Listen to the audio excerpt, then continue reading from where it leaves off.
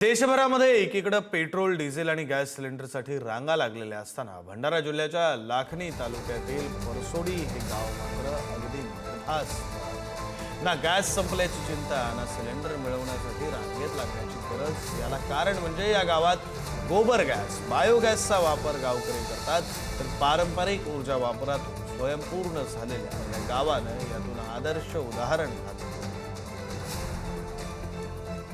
जसं 1 महिन्यामध्ये सिलेंडर पुरत होतं तर ते आता 2 महिन्यापर्यंत पुरत असते.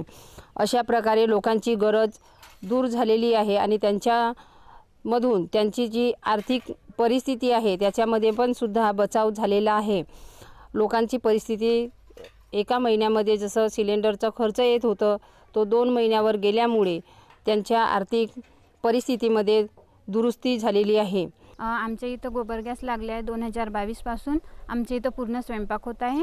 सकाळी चहा, वरण, भात, भाजी, पोळी, ढोरांच्याती मेरवण आणि आंघोळीच्या पाणी आणि सायंकाळचाही स्वयंपाक होते.